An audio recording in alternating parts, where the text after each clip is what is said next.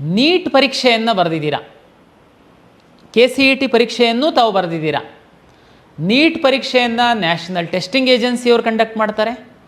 KSET ಪರೀಕ್ಷೆಯನ್ನು ನಾವು KE ಅವರು ಕಂಡಕ್ಟ್ ಮಾಡ್ತೀವಿ. ನಾವು ಮೆಡಿಕಲ್ಲು, ಡೆಂಟಲ್ಲು, ಆಯುಷ್ ಹೊರತುಪಡಿಸಿ ಉಳಿದಂಥ ಎಲ್ಲ ಕೋರ್ಸ್ಗಳಿಗೆ ನಾವು ರ್ಯಾಂಕ್ ಕೊಡ್ತೀವಿ, ಸೀಟ್ ಅಲಾಟ್ ಮಾಡ್ತೀವಿ.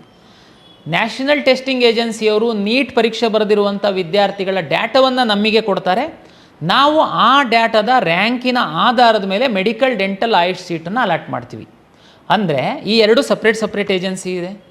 ನೀವು ನೀಟ್ ಪರೀಕ್ಷೆ ಬರೆದಿರೋವಂಥವ್ರದ್ದು ಡೇಟಾ ಎಲ್ಲ MCC ಅವ್ರ ಹತ್ರ, ನ್ಯಾಷನಲ್ ಟೆಸ್ಟಿಂಗ್ ಏಜೆನ್ಸಿಯವ್ರ ಹತ್ರ ಇರುತ್ತೆ.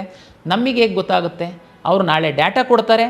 ಡೇಟಾ ಕೊಟ್ಟಾದಮೇಲೆ ನಿಮ್ಮ ನೀಟ್ ಅಪ್ಲಿಕೇಶನ್ ನಂಬರು, ನಿಮ್ಮ ನೀಟ್ ರೋಲ್ ನಂಬರು ನಮಗೆ ಬೇಕಾಗುತ್ತೆ. ಅದಕ್ಕೆ ನೀವು CET ಅಪ್ಲಿಕೇಶನ್ನ ಹಾಕಿದ್ದೀರಲ್ವ, ನಿಮ್ಮ CET ಹೆಂಗೆ ಆಲ್ ಟಿಕೆಟ್ ಡೌನ್ಲೋಡ್ ಮಾಡ್ಕೊಳ್ಳೋದಕ್ಕೆ ತಾವು ಲಾಗಿನ್ ಆದ್ರಿ, ಆ ರೀತಿ ಲಾಗಿನ್ ಆದರೆ ನಿಮಗೆ ನೀಟ್ ಅಪ್ಲಿಕೇಶನ್ ನಂಬರು ಮತ್ತು ನೀಟ್ ರೋಲ್ ನಂಬರ್ ಅಂತಿದೆ. ತಾವು ದಯಮಾಡಿ ಆ ನಂಬರ್ನ ಎಂಟ್ರಿ ಮಾಡಬೇಕು ಮತ್ತು ನಿಮ್ಮ ನೀಟ್ ಹಾಲ್ ಟಿಕೆಟ್ ಏನಿದೆ ಅದನ್ನು ಅಪ್ಲೋಡ್ ಮಾಡಬೇಕು. ಇದು ಒಂದು ನೀಟ್ ಪರೀಕ್ಷೆ ಬರೆದಿರುವಂತಹ ವಿದ್ಯಾರ್ಥಿಗಳು ಕರ್ನಾಟಕ ಪರೀಕ್ಷಾ ಪ್ರಾಧಿಕಾರದಿಂದ ಮೆಡಿಕಲ್, ಡೆಂಟಲ್, ಆಯುಷ್ ಸೀಟ್ ಪಡೆಯುವಂತಹ ವಿದ್ಯಾರ್ಥಿಗಳು ಇದನ್ನು ಮಾಡಬೇಕು. ನಿಮ್ಮ ನೀಟ್ ಅಪ್ಲಿಕೇಶನ್ ನಂಬರು ಮತ್ತು ನೀಟ್ ರೋಲ್ ನಂಬರ್ನ ನೀವು ನಿಮ್ಮ ಅಪ್ಲಿಕೇಶನ್ ಒಳಗಡೆ ಅಪ್ಲೋಡ್ ಮಾಡಿದರೆ MCC ಅವರು, ನ್ಯಾಷನಲ್ ಟೆಸ್ಟಿಂಗ್ ಏಜೆನ್ಸಿಯವರಿಂದ ಇಡೀ ಇಂಡಿಯಾದಲ್ಲಿ ಎಷ್ಟು ಜನ ನೀಟ್ ಎಕ್ಸಾಮ್ ಬರೆದಿದ್ದಾರೆ, ಎಷ್ಟು ಜನ ಎಲಿಜಿಬಲ್ ಆಗಿದ್ದಾರೆ, ಆ ವಿದ್ಯಾರ್ಥಿಗಳ ಡೇಟಾ ನಮಗೆ ಕೊಡ್ತಾರೆ.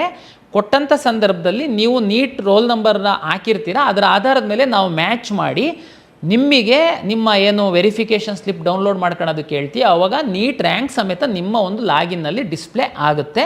ಆವಾಗ ನೀವು ಮೆಡಿಕಲ್, ಡೆಂಟಲ್, ಆಯುಷ್ ಆಪ್ಷನ್ ಸಹ KCET ಏನು ಎಕ್ಸಾಮ್ ರ್ಯಾಂಕ್ಗಳ ಜೊತೆ ಅದು ಸಹ ಡಿಸ್ಪ್ಲೇ ಆಗುತ್ತೆ. ಆ ಕಾಲೇಜ್ ಸಹ ಆಪ್ಷನ್ ಎಂಟ್ರಿ ಮಾಡ್ಬೋದು. ಇದು ಒಂದು ಪ್ರಕ್ರಿಯೆ. ನೀವು ನೀಟ್ ಎಕ್ಸಾಮ್ ಬರೆದಿರೋದ್ರಿಂದ ತಾವು ದಯಮಾಡಿ ಫ್ರೀ ಇರುವಾಗ ಮುಂದಿನೊಂದು ಲಾಗಿನ್ ಆಗಿ NEET roll number, NEET application ನಂಬರ್ನ ನಿಮ್ಮ KCET ಅಪ್ಲಿಕೇಶನ್ನಲ್ಲಿ ಎಂಟ್ರಿ ಮಾಡಬೇಕು ಅಂತನ್ನುವಂಥದ್ದು ನೀಟ್ ಪರೀಕ್ಷೆ ಬರೆದಿರೋಂಥ ವಿದ್ಯಾರ್ಥಿಗಳಿಗೆ ಒಂದು ವಿನಂತಿ. ಇದ್ರ ಜೊತೆಗೆ KCET ಅಪ್ಲಿಕೇಶನ್ ಹಾಕುವಂತಹ ಸಂದರ್ಭದಲ್ಲಿ ಬರೀ ನೀಟ್ ಪರೀಕ್ಷೆ ಬರೆಯೋರು ಸಹ ಕರ್ನಾಟಕ ರಾಜ್ಯದಲ್ಲಿ ಮೆಡಿಕಲ್ಲು, ಡೆಂಟಲ್ಲು, ಆಯುಷ್ ಸೀಟನ್ನು ಪಡಿಬೇಕು ಅಂತಂದರೆ ತಾವು KCET ಅಪ್ಲಿಕೇಶನ್ ಹಾಕಬೇಕು. KCET ಎಕ್ಸಾಮ್ ಬರೀಲಿಲ್ಲ ಅಂತಂದ್ರೂ ಪರವಾಗಿಲ್ಲ ಅಂತ ನಾವು ಹೇಳಿದ್ವಿ. ಕೆಲವು ವಿದ್ಯಾರ್ಥಿಗಳು ಹಾಕಿರ್ಬೋದು, ಕೆಲವರು ಹಾಕಿಲ್ಲದೆ ಇರ್ಬೋದು. ಈಗ ಯಾರೋ ನಿಮ್ಮ ಮಗು ಓನ್ಲಿ ನೀಟ್ ಪರೀಕ್ಷೆಯನ್ನು ಬರೆದಿದೆ, ಕರ್ನಾಟಕದ ಮೆಡಿಕಲ್ ಕಾಲೇಜಲ್ಲಿ ಮೆಡಿಕಲ್ಲು, ಡೆಂಟಲ್, ಆಯುಷ್ ಸೀಟ್ ಏನಾದ್ರೂ ಪಡಿಬೇಕು ಅಂತಿದ್ದರೆ ನೀವು ನಮ್ಮಲ್ಲಿ ಅರ್ಜಿ ಹಾಕಬೇಕಾಗುತ್ತೆ. KCET ಅಪ್ಲಿಕೇಶನ್ ಹಾಕಿರುವಂಥವರು ಮತ್ತೊಮ್ಮೆ ಅರ್ಜಿ ಹಾಕುವಂತಹ ಅಗತ್ಯ ಇಲ್ಲ. ನೀವು ಆಲ್ರೆಡಿ ಅರ್ಜಿ ಹಾಕಿದ್ದೀರಾ, ಎಲ್ಲ ಮಾಹಿತಿ ಕೊಟ್ಟಿದ್ದೀರಾ. ಜಸ್ಟ್ ನೀಟ್ ರೋಲ್ ನಂಬರು ಮತ್ತು ನೀಟ್ ಅಪ್ಲಿಕೇಶನ್ ನಂಬರ್ ಹಾಕಿದರೆ ಸಾಕು, ನಿಮ್ಮ ಕೆಲಸ ಮುಗೀತು. KCET ಅಪ್ಲಿಕೇಶನ್ನೇ ಹಾಕಿಲ್ಲ, ಬರೀ ನೀಟ್ ಪರೀಕ್ಷೆಯನ್ನು ಬರೆದಿದ್ದಾರೆ ನಿಮ್ಮ ಮಗು. ನೀವು ಅಪ್ಲಿಕೇಶನ್ ನಮ್ಮಲ್ಲಿ ಹಾಕಬೇಕಾಗುತ್ತೆ. ಅದಕ್ಕೆ ನಾವು ಈಗ ಓಪನ್ ಮಾಡ್ತಾಯಿದ್ದೀವಿ. ದಯಮಾಡಿ ನೀಟು ಪರೀಕ್ಷೆ ಬರೆದಿರುವಂಥವರು KCET KEನಲ್ಲಿ ಲಾಗಿನ್ ಆಗಿಬಿಟ್ಟು ನೀವು ಅಪ್ಲಿಕೇಶನ್ ಹಾಕಿ. ಇಲ್ಲ ಸರ್, ನಮಗೆ ಈ ಮ್ಯಾನೇಜ್ಮೆಂಟ್ ಸೀಟನ್ನು ನಾವು ಬುಕ್ ಮಾಡಿಬಿಟ್ಟಿದ್ದೀವಿ, ಹಂಗಾಗಿ ನಾವೇನು ನಿಮ್ಮ ಥ್ರೂ ಏನು ಹೋಗಲ್ಲ, ನೇರ ಕಾಲೇಜಲ್ಲಿ ಹೋಗಿ ನಾವು ಮಾತಾಡಿ ಬಂದುಬಿಟ್ಟಿದ್ದೀವಿ ಸರ್, ನೇರ ಅಡ್ಮಿಷನ್ ಮಾಡ್ತೀವಿ ಅಂತ ಕೆಲವ್ರು ಏನಾದ್ರೂ ಅಂದ್ಕೊಂಡಿದ್ರೆ ನಿಮ್ಮ ತಪ್ಪು ತಿಳುವಳಿಕೆ. ತಮಗೆಲ್ಲ ಗೊತ್ತಿರಲಿ, 2022 ನಂತರ direct medical, AYUSH, dental direct college admission ಇಲ್ಲ.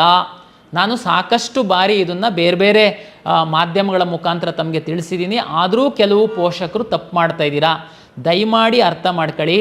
ಮೆಡಿಕಲ್, ಡೆಂಟಲ್, ಆಯುಷು 100% ಸೀಟುಗಳು KEಯ ಮುಖಾಂತರನೇ ಅಲಾಟ್ ಆಗುತ್ತೆ ಕರ್ನಾಟಕದಲ್ಲಿ. ಕರ್ನಾಟಕದಲ್ಲಿರುವಂತಹ deemed university medical college, deemed ಕಾಲೇಜ್ಗಳೇನಿದೆ ಮೆಡಿಕಲ್ ಕಾಲೇಜ್ಗಳು, ಅದರಲ್ಲಿ ಸಣ್ಣ ಪೋರ್ಷನ್ ಸೀಟ್ ನಮಗೆ ಕೊಡ್ತಾರೆ, ಉಳಿದಿದ್ದೆಲ್ಲ MCC ಮೂಲಕ ಅಲಾಟ್ ಆಗುತ್ತೆ.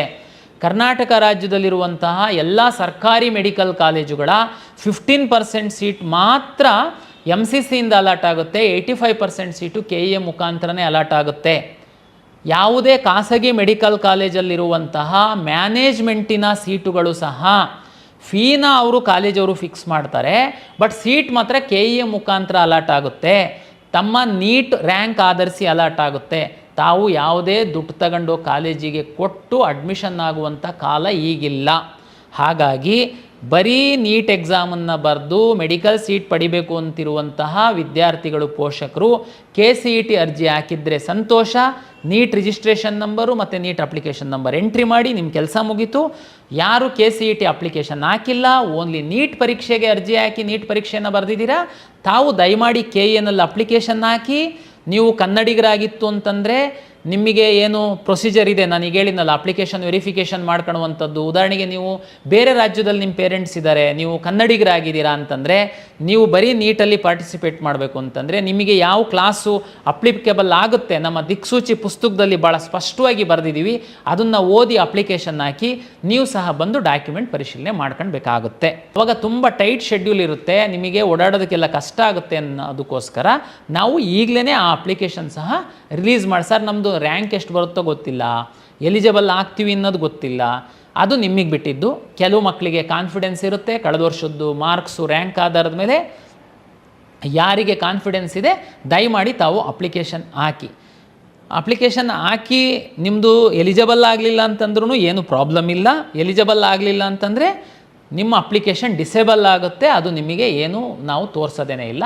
ಯಾರು ಎಲಿಜಿಬಲ್ ಆಗ್ತಾರೆ ಅವರಿಗೆ ಮಾತ್ರ ಕೌನ್ಸಿಲಿಂಗಲ್ಲಿ ಭಾಗವಹಿಸೋದಕ್ಕೆ ನಾವು ಅವಕಾಶ ಮಾಡಿಕೊಡ್ತೀವಿ. ಈ ಕ್ರಿಯೆಗಳನ್ನ ನಾನು ತಮಗೆ ಹೇಳಿದ್ದೀನಿ.